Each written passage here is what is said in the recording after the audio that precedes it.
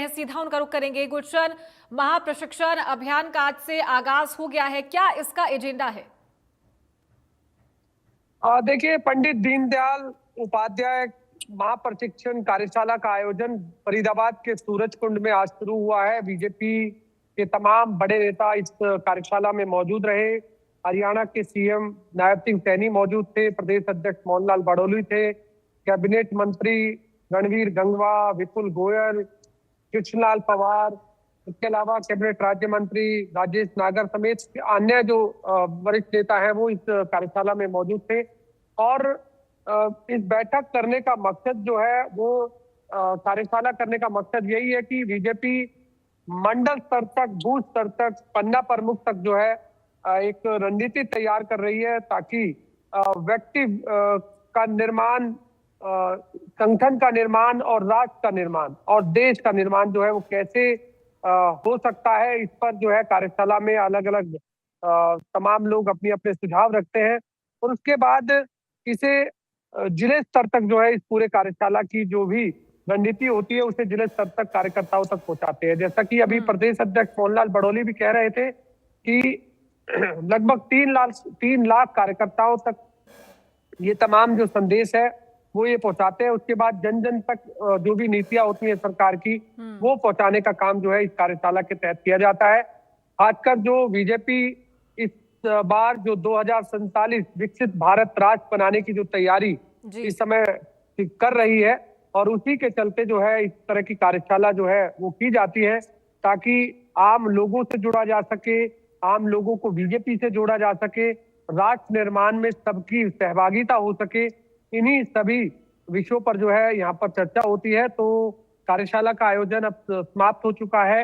लगभग हम कहें कि 2 घंटे के करीब ये कार्यशाला चली, जिसमें सभी बड़े नेताओं ने अपने अपने सुझाव यहाँ पर रखे। और इस दौरान सभी जिलों के जिला अध्यक्ष भी मौजूद रहे, क्योंकि अब हर जिले स्तर पर जो है वो जिला अध्यक्षों द्वारा प्रशिक्षण जो कार्यक्रम है वो किए जाएंगे, ताकि जो कार्यशाला से जो रणनीति तैयार हुई है अब वो कार्यकर्ताओं तक पहुंचेगी।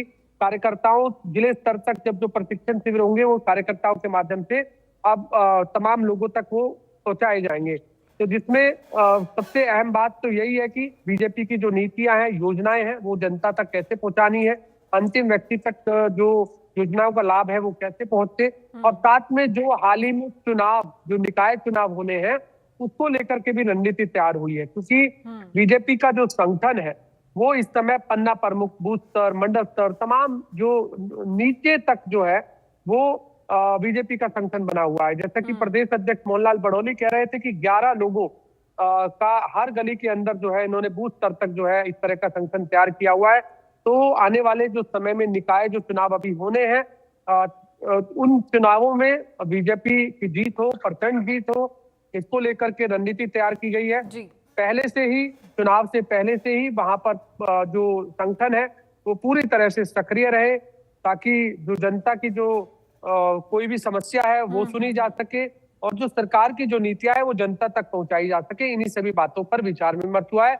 अब फिलहाल लंच का जो कार्यक्रम है वो चल रहा है, क्योंकि जब भी सूरजकुंड का मेला होता है तब सीएम नायब सिंह सैनी की तरफ से सभी कैबिनेट मंत्रियों को लंच दिया जाता है। तो इस समय लंच अब चल रहा है। दोपहर का भोजन इस समय तमाम कैबिनेट मंत्री और संगठन मंत्री या प्रदेश अध्यक्ष मोहनलाल बड़ोली सीएम के साथ इस समय लंच कर रहे हैं। और लंच के बाद जो सीएम है वो दिल्ली की ओर रवाना होंगे। दिल्ली में भी कई नेताओं से उनकी मुलाकात है। रात्रि विश्राम भी हरियाणा भवन में होगा दिल्ली में। उसके बाद कल फिर दोबारा से फरीदाबाद का दौरा होगा, जहां पर एम्बेसडरों के साथ मीटिंग करेंगे मुख्यमंत्री नायब सिंह सैनी जी। ठीक है, बहुत शुक्रिया आपका गुलशन, हमारे साथ जुड़ने के लिए और ये तमाम जानकारियां साझा करने के लिए। अगली खबर रेवाड़ी से है, जहां कैबिनेट मंत्री राव नरबीर का एक बड़ा बयान सामने आया है। जल्द बनेगा रेवाड़ी में आईएमटी। राव नरबीर ने कहा पोर्टल पर किसानों का सहयोग मिल रहा है। इंडस्ट्रियल क्लस्टर स्थापित करने की भी योजना बनाई जा रही है।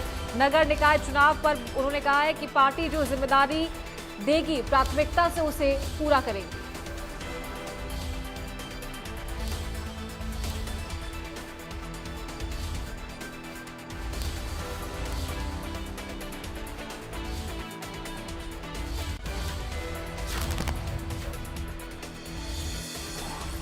तो कैबिनेट मंत्री राव नरबीर का एक बड़ा बयान सामने आया है। उन्होंने कहा कि जल्द रेवाड़ी में आईएमटी बनाया जाएगा। पोर्टल पर किसानों का अच्छा सहयोग मिल रहा है। इंडस्ट्रियल क्लस्टर स्थापित करने की भी योजना बनाई जा रही है। नगर निकाय चुनावों पर भी उन्होंने अपनी बात रखी कि पार्टी जो भी जिम्मेदारी देगी उसे प्राथमिकता से पूरा किया जाएगा। अभी आईएमटी पे पिछले दिनों हमने पोर्टल खोला था, उसमें मुझे अप्रोक्सीमेट तो नहीं पर बहुत लोगों ने अपनी जमीन अपलोड की है। अब मैंने अभी डिपार्टमेंट में कहा कि एमडी साहब एक दिन आएंगे और इन जमींदारों की मीटिंग लेकर बातचीत करेंगे और उसके बाद 1 महीने के लिए फिर पोर्टल खोलेंगे। जैसे ही उसमें अपलोड हो जाएगा फिर उनसे बैठ के कीमत तय करके, और मेरी पूरा नियत है और कोशिश है कि इस दक्षिण हरियाणा में इस रेवाड़ी जिले में आईएमटी स्थापित हो।